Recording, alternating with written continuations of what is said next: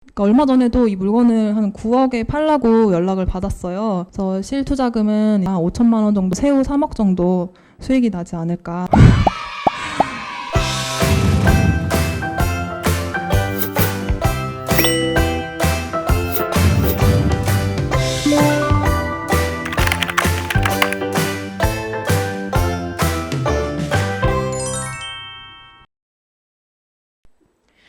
네, 다음으로는 이제 수익형 부동산인데요. 이제 이렇게 투자를 하다 보니까 계속 이제 은행 이자가 부담이 되기 시작을 하는 거예요. 그래서 이때 좀 수익형 부동산에 한번 관심을 가져봐야 되겠다 해서 찾아본 물건인데, 그래서 이제 이 물건 같은 경우에는 감정가가 좀 시세보다 좀 저렴해서 신권에 이제 6개 들어가서 거의 다 단독으로 낙찰을 받았고요. 또 이 물건 같은 경우에는 토지 별도 등기였어요. 뭐 토지 별도 등기 뭐 개념 난 잘 모르겠고, 그래서 뭐 어떻게 투자 포인트를 잡으면 되는데 라고 물어보신다면 대항력 있는 임차인 물건은 피하시면 됩니다. 저희도 안전하게 그래서 후순위 임차인으로 이제 세팅되어 있는 그 물건들만 들어가서 낙찰을 받았고서요. 이 물건이 이제 46개가 한꺼번에 이제 쏟아져 나왔다고 얘기를 드렸잖아요.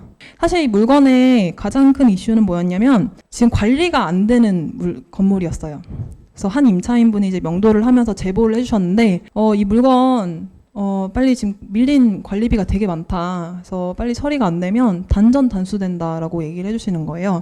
당장에 단수 되게 생겼잖아요. 낙찰자분들 연락처를 알아내야 되잖아요. 그 경매에 낙찰된 거 계속 보고 있다가 나오면은 그때 법원으로 찾아가서 서류 다 떼가지고 연락처를 다 취합을 했습니다. 그렇게 해서 연락을 돌려서, 저희 지금 낙찰 이번에 받으셨잖아요. 지금 이런 상황이거든요. 그래서 저희 한번 모여야 될 것 같습니다. 한 20분 정도 모이셨어요. 한 분 한 분 겨우 설득을 해가지고 한 달에 그러니까 저희가 20만 원 정도 이렇게 다 걷었어요. 걷어서 건물 유지보수 하는데 또 사용도 하고 관리비도 내고 했거든요. 그렇게 해서 이제 낙찰자 다 나오고, 그래서 1년 정도 지나고 나서 그 선수금 다 그대로 돌려드렸습니다. 근데 여기서 이제 드는 의문점이 있죠.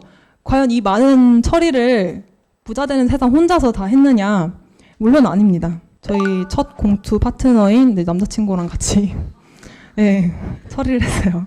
그래서 제가 이렇게 공투를 쭉 하다 보니까 이렇게 해야 되겠다라는 이렇게 노하우가 생기더라고요. 그래서 그걸 잠깐 소개를 해드릴게요. 사실 가장 좋은 컨셉은 직장인하고 투자자 이렇게 한 분씩 투자를 하시는 게 제일 좋아요. 그러니까 대출을 해결할 수 있는 직장인, 시간을 해결할 수 있는 전업 투자자. 저희는 사실 둘 다 직장인이라서 저희 둘 다 시간이 안 될 때는 이제 부모님을 보내거나 이렇게 좀 했었는데, 그리고 또 유의하셔야 될 게 절대 돈을 묶어놓고 공투를 하지 마세요. 내가 이 물건을 정말 좋은 물건을 발견을 했어. 근데 좀 투자금이 살짝 모자라. 그래서 그때 파트너를 찾으시는 거예요. 그래서 그런 식으로 컨택을 하시는 게 좋고요. 절대 공투하실 때 장기 투자로는 하지 마세요. 그래서 가급적이면 단기 매도를 할 수 있는 물건 위주로 공투를 하시고요. 또 인원은 맥시멈 3명. 네, 4명이 넘어가면 이제 배가 산으로 갑니다. 그리고 가장 중요한 게 믿음과 신뢰. 제가 이 믿음과 신뢰가 없어서 네, 남자친구랑 정말 많이 싸웠습니다. 투자하면서 그러니까 누구는 뭐 대출, 명도 이렇게 역할을 나눴는데 남자친구를 못 믿겠더라고요.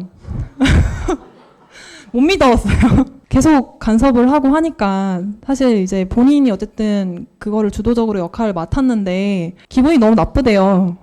항상 공투를 하실 때 내가 정답이 아닐 수도 있다라는 생각을 항상 가지고 계시는 게 좋아요. 내가 생각한 게 꼭 정답이 아닐 수도 있고, 또 상대방이 좀 못 믿어도 믿고 기다려주세요. 어쨌든 경매와 공매 같은 경우에는 낙찰자의 편이기 때문에 언젠가는 다 처리가 되게 되어 있거든요. 그래서 이 믿음과 신뢰 꼭 중요하다는 거 강조드리고 싶습니다. 네, 그리고 이제 수익형 부동산 투자를 할 때 좀 이렇게 접근하시면 좋을 것 같아서, 앞에서도 잠깐 얘기했지만 그 시세 차익형 물건으로 이제 투자를 하시다가 계속 은행 이자가 월급으로 계속 뭐 나가거나 하면 부담이 되잖아요. 그때가 이제 제가 봤을 때는 수익형 투자하는데 가장 적기인 것 같습니다. 그리고 저도 지금 상가랑 뭐 이제 원룸 이렇게 가지고 있는데, 될 수 있으면 상가로 접근하시는 게 좋을 것 같아요.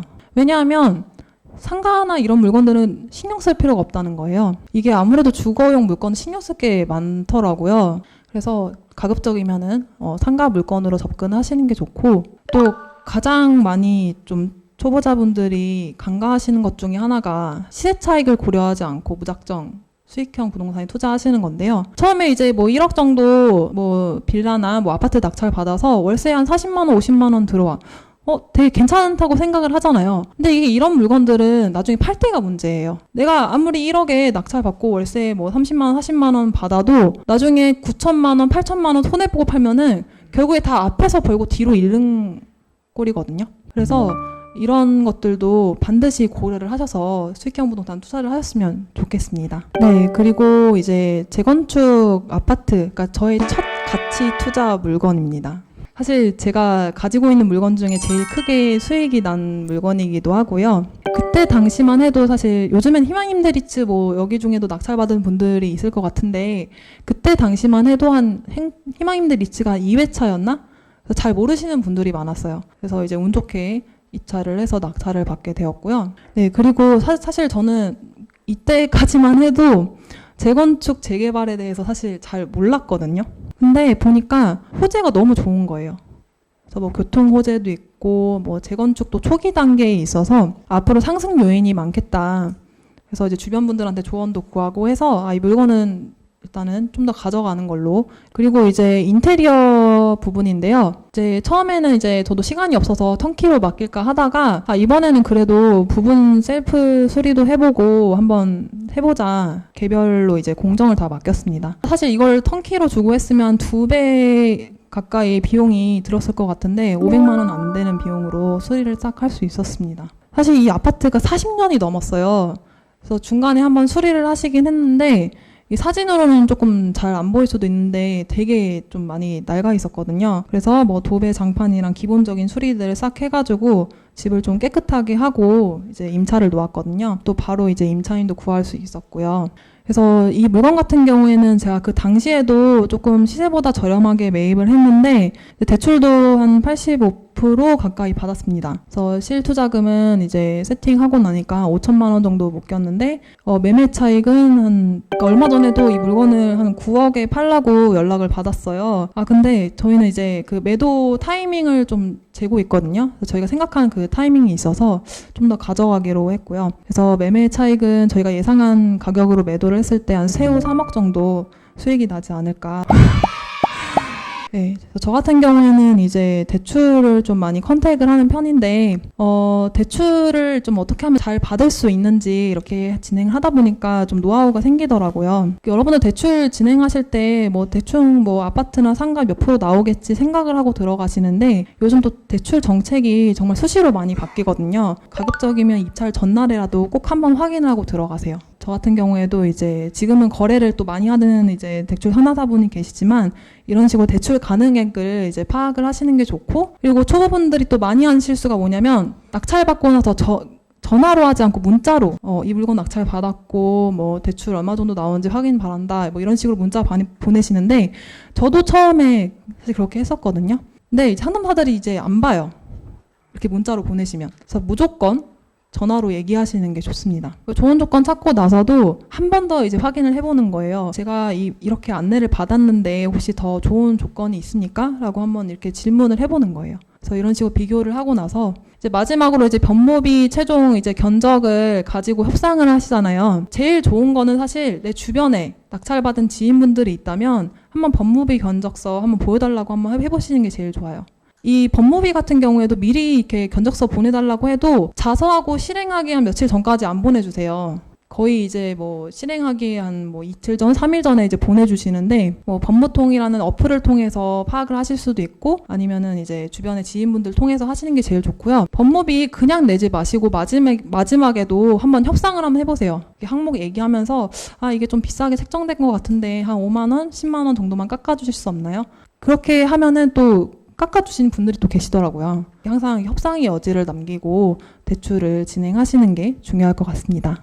네, 그리고 마지막으로 이것도 이제 가치 투자 물건인데 작년에 제가 한 10월 달에 청약으로 이제 서울 아파트 로얄동 로얄층에 당첨이 돼서 그 사례도 한번 들고 와봤습니다. 이게 이제 보문역 바로 앞에 이제 위치한 아파트고요. 그래서 서울 새 아파트 이제 프리미엄이 있을 거라고 생각을 했고 또 분양가도 6억이 안 됐어요. 되게 저렴했고 실거주도 가능하다. 사실 뭐 투자만 고려하기에는 조금 부담스러운데 실거주랑 투자를 동시에 할 수 있다라고 생각을 해서 이제 이 물건 같은 경우에는 이제 저희 어머니 명의로 당첨이 됐는데, 저희 어머니가 이제 그때 종합저축통장이 아니라 주택저축통장이었어요. 그래서 이제 2000년대 중반에 가입을 하셔가지고 그때는 이제 나눠져 있었다고 하시더라고요. 그래서 가입 기간은 되게 길어요. 근데 납입 금액이 이제 공공 그 분양을 받으시려면 맥시멈 10만 원까지 그래도 넣으셔야 점수를 다 인정을 받으실 수가 있어요. 근데 저희 어머니는 잘 모르시고 2만 원만 납입을 하신 거예요. 기간은 긴데 납입 금액 가점이 너무 낮아서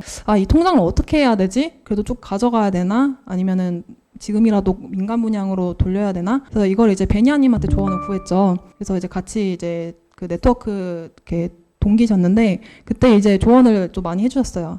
지금이라도 이제 주택 예금으로 이제 바꿔야 되겠다 해서 바로 전환을 하고 첫 도전을 했던 물건이었는데 바로 당첨이 되더라고요. 그리고 이때 당시에 이제 분양가 상한제가 뭐 도입이 된다 안 된다 얘기가 한창 나올 때였어요. 그때도 밀어내기 분양이 많았거든요. 그래서 이제 그때 쏟아져 나올 때 또 이렇게 들어가서 거의 턱걸이로 당첨이 됐습니다. 그래서 이 물건 같은 경우에는 지금 이제 계약금 넣고 다음 주에 이제 중도금 대출 이제 받으러 가거든요. 주변에 또 15년 이상 이렇게 오래된 구축 아파트들이 많아서 새 아파트 프리미엄이 있을 거다라고 생각을 하고 있고요. 그 받았을 때도 한 2억 정도 이렇게 좀 싸게 받았는데 입주 시에는 아마 시세가 더 올라가지 않을까 생각을 하고 있습니다. 그리고 이제 계약 후에 또 좋은 점이 뭐냐면 이 중도금 이자가 후불제예요. 후불로 이자를 납부하면 되기 때문에 일단 계약금만 넣어놓고 뭐 잔금 때까지 쭉 가져갈 수 있어서 이 물건은 이제 뭐 실거주를 할 수도 있고 아니면 뭐 전세를 끼고 매도를 할 수도 있고 그래서 지금 이제 계속 고민을 하고 있는 물건입니다. 집에 한번 저도 사실 어머니가 통장 그 가점이 얼마나 되는지 정확하게 몰랐었거든요. 근데 한번 집에 가서 부모님이나 이렇게 주변 지인분들 중에 가점이 높은 통장이 있는지 한번 살펴보시는 게 좋아요. 가점이 높은 통장들은 실거주랑 투자 가능한 지역은 꾸준히 계속 넣으시는 게 좋고요. 저 같은 경우에는 사실 이제 직장인이고 매번 이렇게 들어가서 볼 시간이 없거든요. 그래서 그 분양 알림이랑 이번에 또 새로 나왔더라고요. 주축 청약이라고. 이런 식으로 어플을 설치하고 등록을 해놓으시면은 놓치지 않고 매일매일 분양권에 도전하실 수가 있습니다. 마지막으로 이제 강의 한번 요약을 한번 해보도록 하겠습니다. 종잣돈을 모을 때까지는 좀 절약하는 습관이 굉장히 중요하고요.